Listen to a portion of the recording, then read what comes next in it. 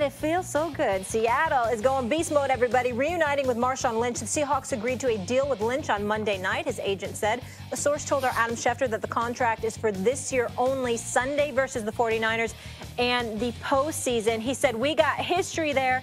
We've got unfinished business.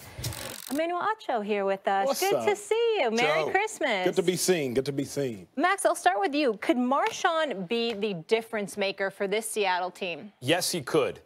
And let me be clear about this, because I'm usually the guy who says, where's Adrian Peterson going to go? Guys, at this point, Adrian Peterson's a name brand, but it doesn't represent what he really is anymore. And in the NFL, more than in any other sport, I noticed that. People think guys are still big deals when, in fact, their impact on the field is replacement level, or even sometimes below that. So I'm not talking about Marshawn Lynch is still a great player, but I am talking about a team that needs a running back. You need a back. So who's available this time of year who's not already on your roster that you can trust in big moments? Even, we're not asking them, they're not going to ask them to be great for a season, maybe even not in every game, but in big moments. Who can you trust to impose their will on a game in short yardage situations, whatever? Marshawn Lynch. And who's familiar with the franchise and up to speed? That's major. 100%. It's not just that. He could do this for any team, but particularly for this one. I love this. It's if this was week 3, I'd be like, nah, Marshawn Lynch. Yeah. But heading into the last game of the season and then into the playoffs, you can't do better when you're looking on the waiver wire, essentially. Who's available? Marshawn Lynch to Seattle? Yep. Of course. Well, let me say this. I don't agree with you on this. I love the move, don't get me wrong, because I love beast mode and I love his mentality, and I think that is the kind of thing that is good for any football team, particularly one as quality as Seattle Seahawks, no question.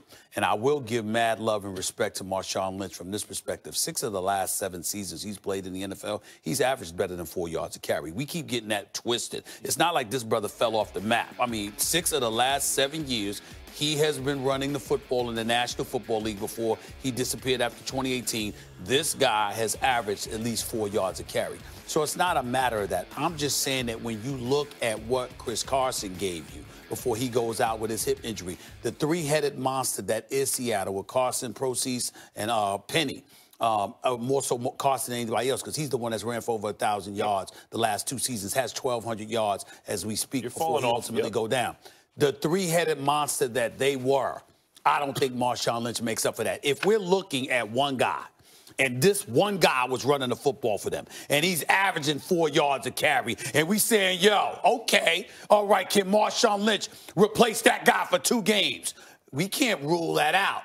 But when I think of the 3-headed monster that they are, and the kind of mileage that they put on those dudes, because I got 3 of them to lean on as opposed to 1, I don't know if Marshawn Lynch makes up for that.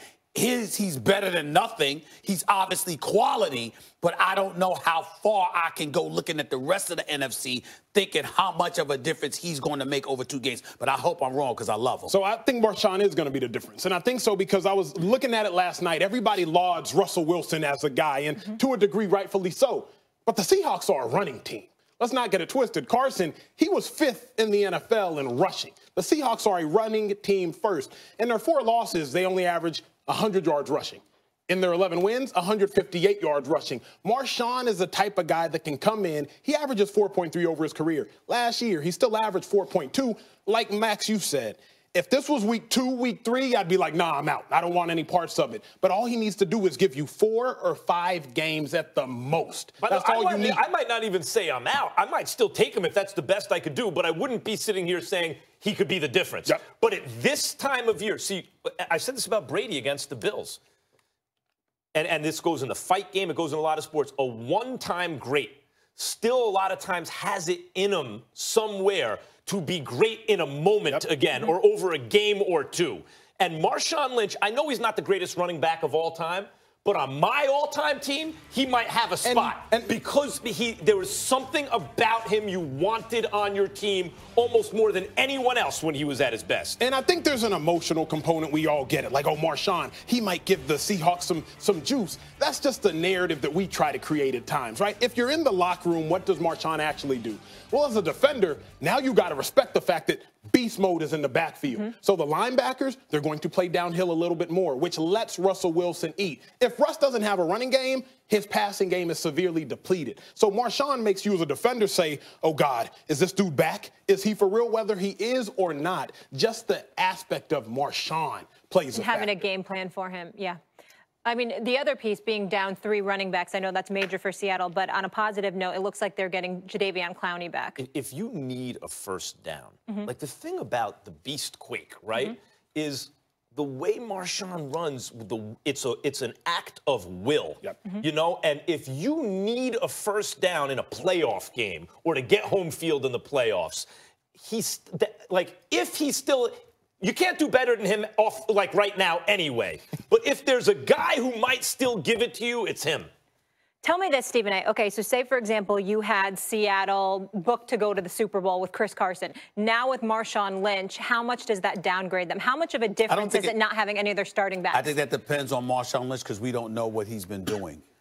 We know that he wouldn't be on the team if he wasn't in good enough physical condition, you know, to be there. But in the same breath, as you well know, just because you're in shape don't mean you're in football shape.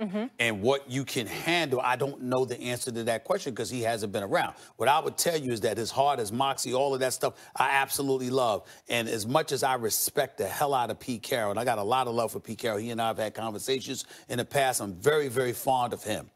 But what he did and what Darrell Bevell did in that Super Bowl in 2015 against New England was unconscionable. To have Marshawn Lynch rush for 100-plus yards in that game, to have him make the plays that he did late in that game, to have him literally run from the 5-yard line to the half-yard line, and then to bypass giving him the football so I can throw across the middle pass from Russell Wilson to somebody is unconscionable, and they won't admit it. I'm telling y'all right now, there's going to be a book that comes out someday. I don't know whether it's by the Legion of Doom. It's going to be by somebody where everybody's going to go like this. There was no reason that should have happened.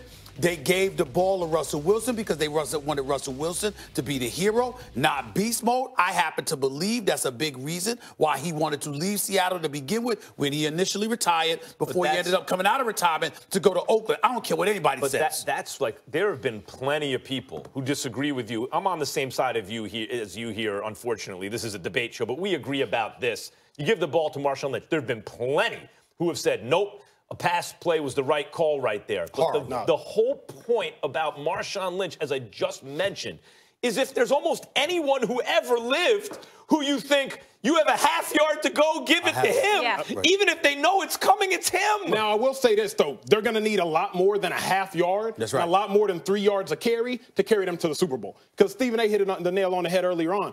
Chris Carson was elite.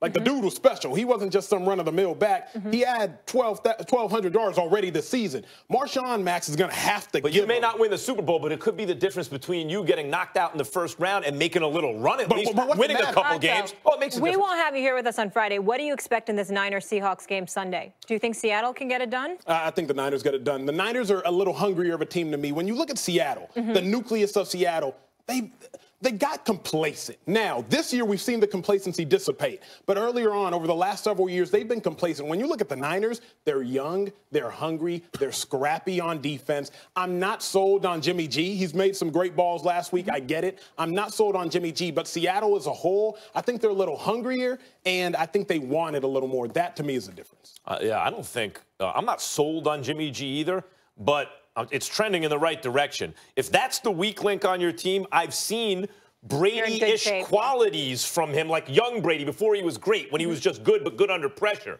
It's a great defense, and over the course of this entire season, the only comparable team in terms of their front-to-back dominance has been the Ravens. Like personnel play, that would be Kellen's decision. That's a play that we liked in that situation for the variety of coverages that they were going to play. We felt we had good answers with that. In regards to the receiver rotation, Sanjay Lal, and it's just the communication during those on-the-ball drives. Sometimes those guys work the rotation different ways based on the routes they run and plays they've run and all of that. Stephen A., is this proof Jason Garrett should be fired? Absolutely. It's absolute proof because he's passing the buck. He's leaving decisions that are ultimately his responsibility, to the auspices of somebody else. And why? Because